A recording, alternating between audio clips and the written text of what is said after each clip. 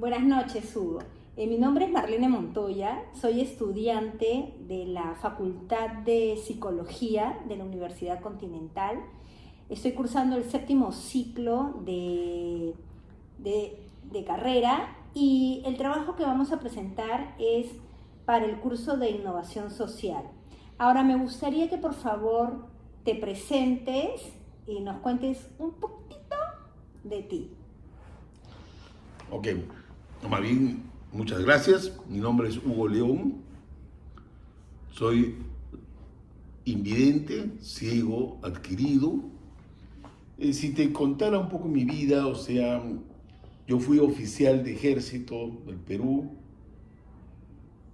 Estuve destacado en la ciudad de Lobitos, Talara, del arma de ingeniería, donde sufrí un accidente más o menos a los 23 años.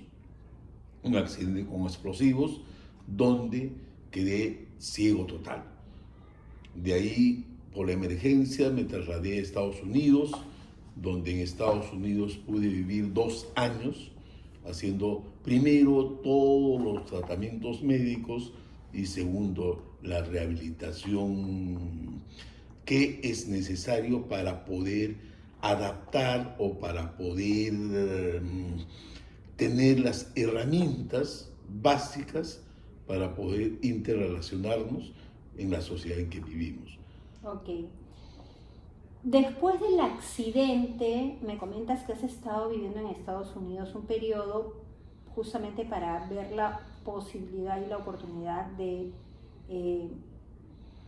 alguna manera, no sé, una operación o alguna alternativa de que pudiese recuperar algo de la vista. No se logra, pero de ahí en adelante, ¿qué pasó contigo? ¿Regresas al Perú? Se supone que como un país tan desarrollado, con tantas oportunidades para las personas con discapacidad, mi pretensión inicial era quedarme allá, Okay. para la cual necesitaba la residencia, necesitaba una novia, necesitaba una esposa, necesitaba etc. Para conseguir la residencia, donde inicié esos trámites, llamémoslo así, pero salieron bastante problemáticos, bastante por el idioma y por las relaciones, porque esos 2 años que estuve en Estados Unidos estuve solo, o sea, no tenía familia, no tenía, sino simplemente estaba yo en la escuela de rehabilitación. La escuela es el faro para las personas con discapacidad, Lighthouse for the Blind, donde me acogieron y pude yo manejar esas herramientas. Okay. Pero como no salió lo que yo pensaba en Estados Unidos, regresé a Perú. Regresé a Perú y realmente quiero compartir eso porque como oficial de ejército yo tenía una pensión, tenía una remuneración, pero no tenía un rumbo. O sea, y creo yo una persona sin rumbo es una persona que es un barco con combustible que no sabe a dónde ir. Okay. Yo como ingeniero, me gustaban mucho los números, vi qué posibilidades había para la persona con discapacidad visual intentar una profesión. En Perú solamente en ese momento, estamos hablando de los años 80, había 5 profesiones para una persona con discapacidad visual, que era Derecho, Psicología, Sociología, Filosofía y Pedagogía. De las 5, ninguna me gustaba porque eran letras. Dije, como alternativa accesoria voy a agarrar Derecho. Ingresé a la Universidad San Martín de Porres, a la Facultad de Derecho. Estuve los primeros años pataleando porque realmente mi memoria era auditiva, o visual, mi memoria era visual. Tuve que adaptarla a auditiva, adaptarme un poco a las aulas de los muchachos, porque era, era uno de los mayores en la universidad, pero me fue gustando, fui integrándome porque es un mundo social muy, muy interesante. Creo que es una de las ciencias sociales más amplias que hay en la sociedad. Me fui adaptando, me gustó mucho, terminé en un muy buen promedio, o sea, estaba en un promedio alto de mis compañeros, terminando el año 90. De ahí me colegié en el 93 como abogado, ya empecé a laborar como abogado. ¿Y tu trabajo era, te presentabas a un puesto laboral en algún staff, en un estudio, en algún lugar, o siempre buscabas la independencia? En principio, como cualquier profesional, necesitas la experiencia, o sea, puedes tener el conocimiento doctrinario, el conocimiento técnico, pero necesitas la experiencia. Tuve la oportunidad yo de trabajar con mi cuñado, o sea, con Carlos, en un estudio de ahí, pero siempre trabajaba independiente, o sea, tenía el estudio, conformábamos parte del estudio, pero mi trabajo era independiente. Okay. O sea, siempre me he dedicado a ser abogado de la defensa independiente. Ya, y ahí quería justamente llegar porque tú, ¿qué adaptaciones o apoyos específicos necesitas para cumplir tus funciones laborales de manera efectiva, por ejemplo? Creo que uno va manejando todas las herramientas que podría necesitar. En un principio intenté, o sea, como persona rehabilitada, pretender hacer solas mis cosas, pero en el derecho, y peor independiente, me fue muy difícil.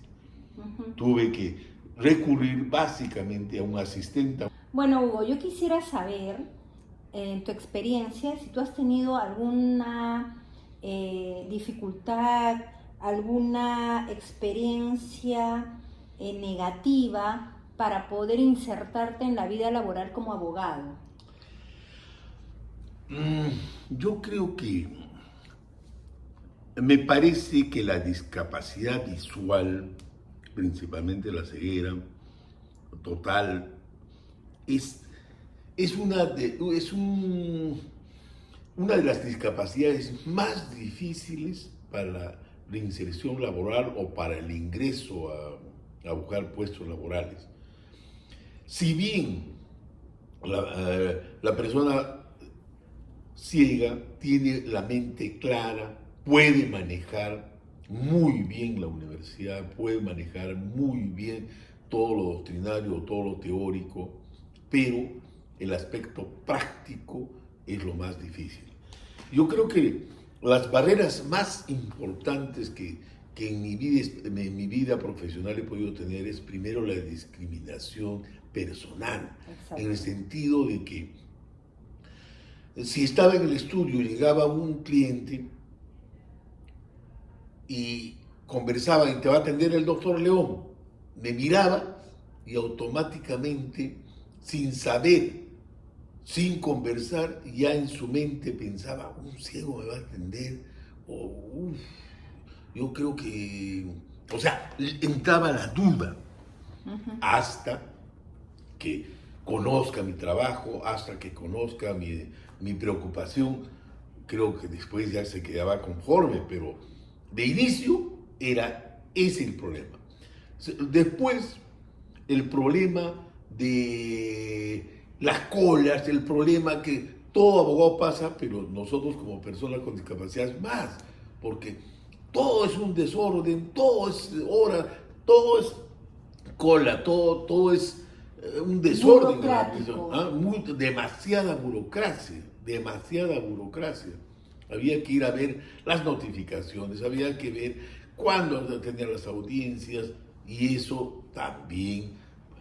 Y los ambientes que completamente desordenados, que había que subir escaleras, había que subir, o sea, realmente no es adaptado para la situación laboral de la persona con discapacidad. Justamente esta era una de las consultas que tenía. ¿Tú cómo crees que podemos garantizar un ambiente laboral inclusivo y accesible para las personas independientemente de su discapacidad?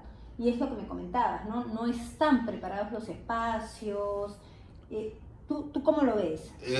Primero creo que ya considero yo que ha mejorado la cosa. Sí. O sea, 20 años, 30 años atrás, nuestra lucha con gremio, porque pertenezco a la Confederación Nacional de las Personas con Discapacidad, y desde siempre hemos luchado para conseguir las mejoras en todas las leyes habidas por haber, a favor de la persona con discapacidad, para la reinserción laboral, para la situación de salud, las pensiones, la ley general de la persona con discapacidad, siempre hemos formado parte.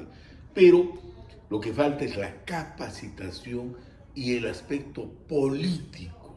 Realmente CONADIS ha sido creación nuestra, pero creo que la CONADIS, el Consejo Nacional para la Persona con Discapacidad, armamos un monstruo que se convirtió en un burócrata, ganan sus sueldos y todo el presupuesto solamente van para sueldos y no para políticas públicas,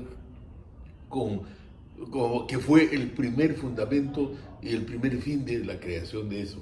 Pero este centro, disculpa, este centro o sea, abarca todas las discapacidades. Sí. Ya. O sea, primero, lo gremial, la Confederación Nacional de Personas con Discapacidad es un gremio a nivel nacional que tenemos todas las discapacidades. Okay.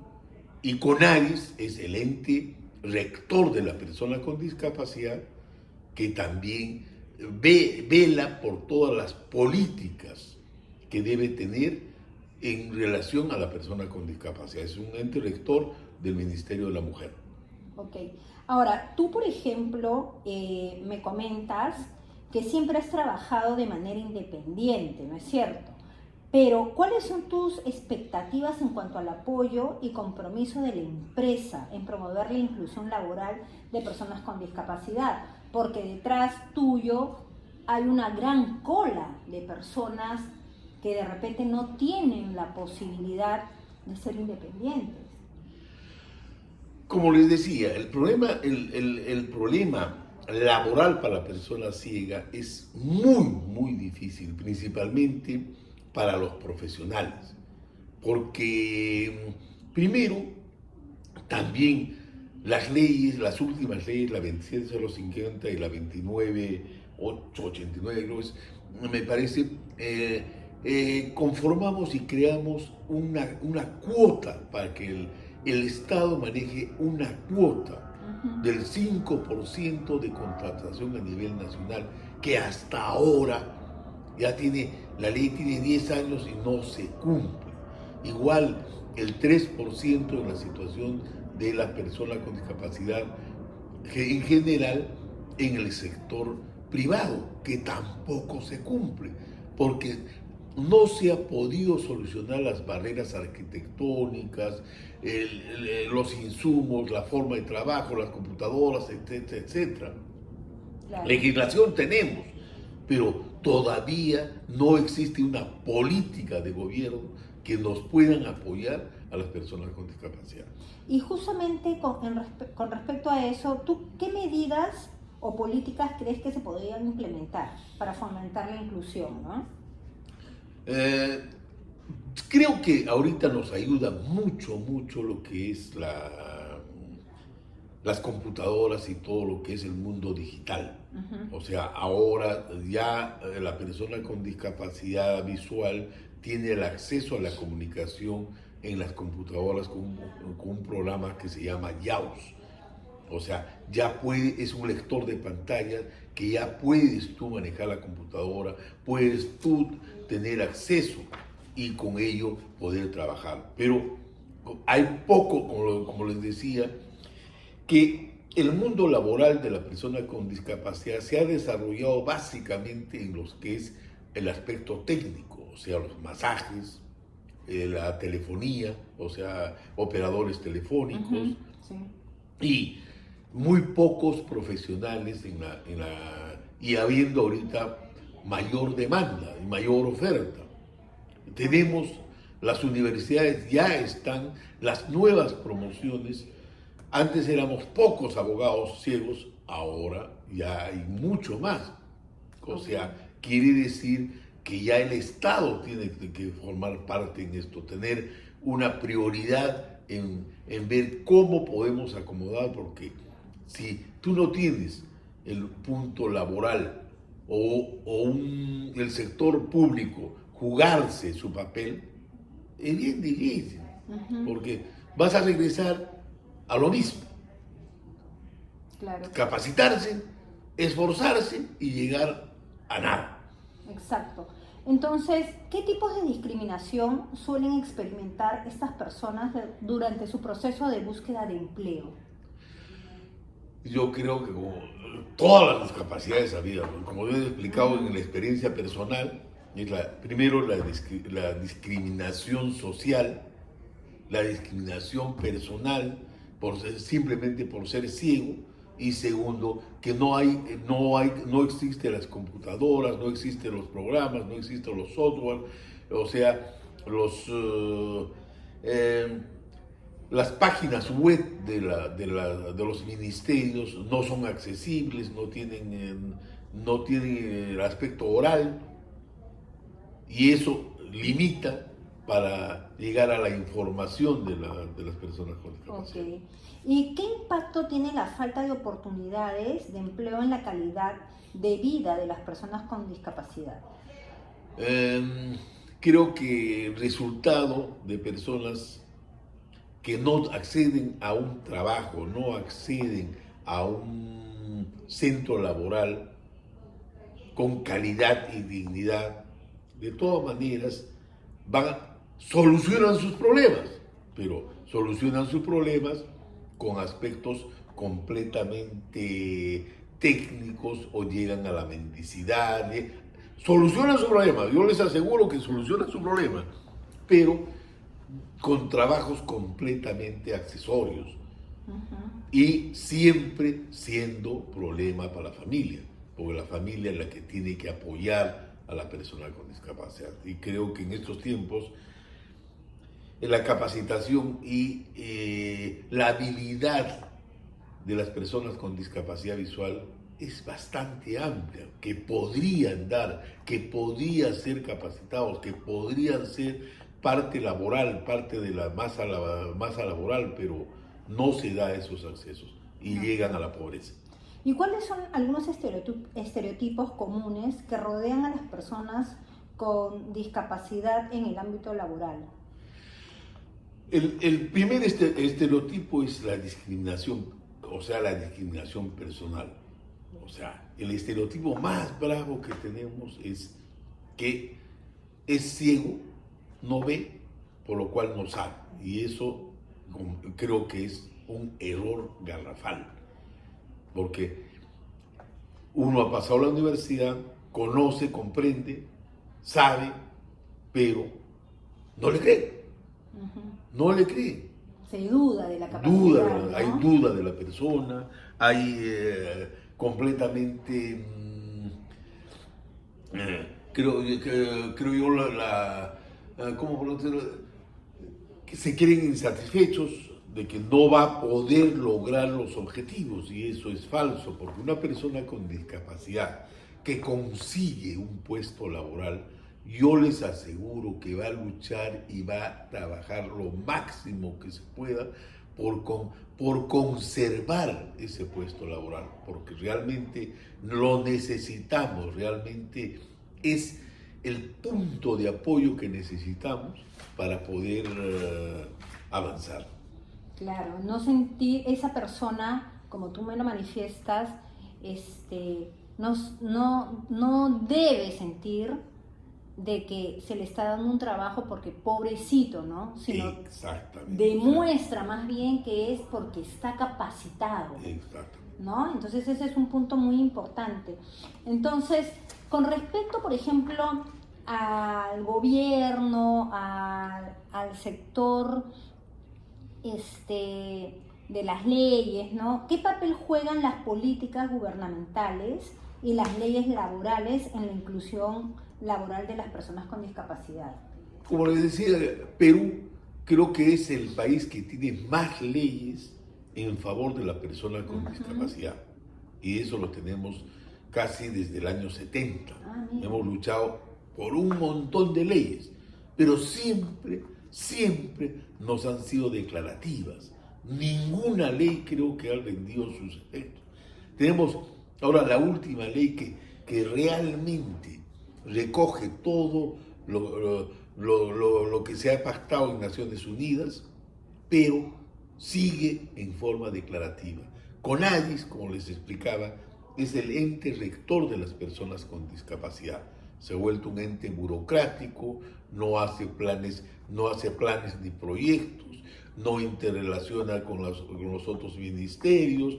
Realmente seguimos en la demora y seguimos que todavía nuestros derechos no son compulgados, todavía nuestros derechos no se ven como una política de gobierno, sino simplemente como un apoyo, una ayuda, que no es lo que pedimos ni es lo que exigimos. Claro. Y Hugo, tú eres una persona muy preparada, tienes 2 carreras, ¿no? Primero militar, después de este accidente que tuviste, decidiste estudiar una carrera universitaria como ha sido la de Derecho, has ejercido como abogado. ¿Tú qué mensajes nos podrías dar a nosotros como grupo universitario para poder enriquecer nuestro trabajo, que es innovación social? Yo pienso que los nuevos tiempos están, o sea, las experiencias, las luchas que hemos podido tener desde los años 70 están dando resultados. Porque ya la gran masa de personas con discapacidad joven ya están teniendo otros perfiles. Ya no solamente son la mendicidad o el apoyo o el estirar la mano para poder darles unas dádivas. Creo que la gran mayoría de jóvenes están pretendiendo ingresar a las universidades. También hay la ley favorece a la persona con discapacidad con un porcentaje en el ingreso por ser persona con discapacidad. Por otro lado, es importante con esa masa profesional que viene, preverles el camino, porque se supone que uno estudia, se esfuerza por conseguir un bien, conseguir una satisfacción personal y una satisfacción económica. Exacto. Que es lo que nos va a dar un trabajo digno y una vida digna.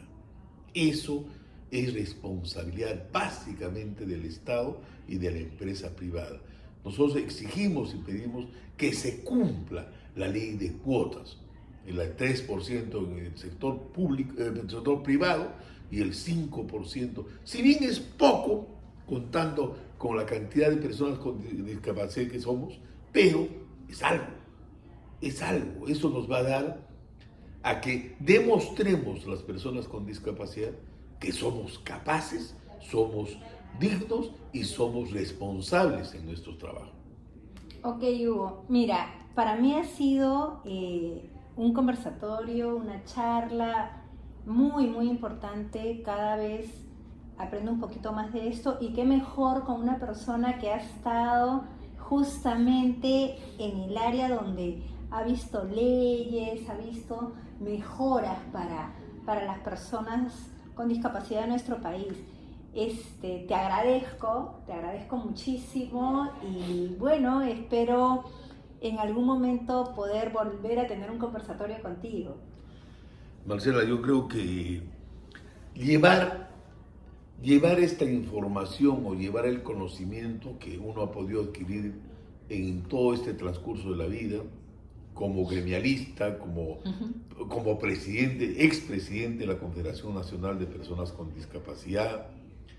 En el mundo se está avanzando, en el mundo se está haciendo entender, en Naciones Unidas se está haciendo entender que la persona con discapacidad es parte de la sociedad.